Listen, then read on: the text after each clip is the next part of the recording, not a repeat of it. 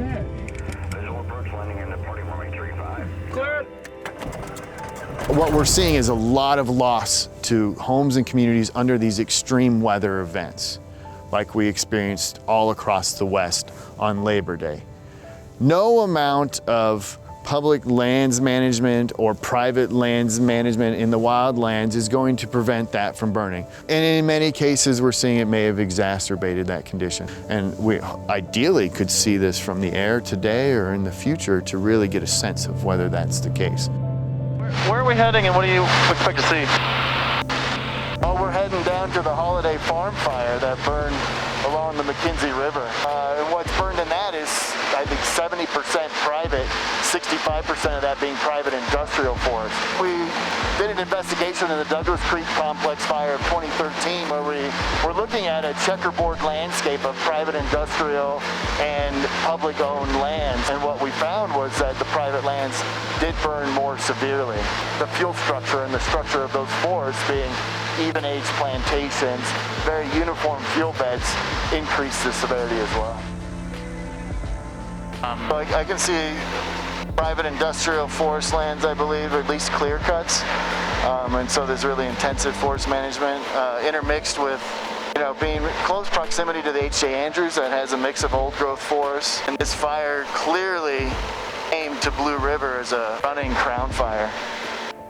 See that with all of the boss crowns, the black sticks all across this landscape. Pretty intense.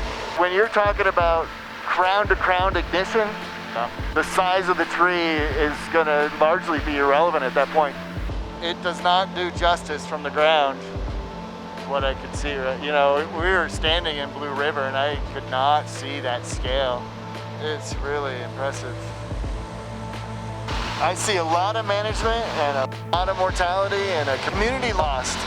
I think it's pretty clear that this level of intensive management didn't aid the community in any way.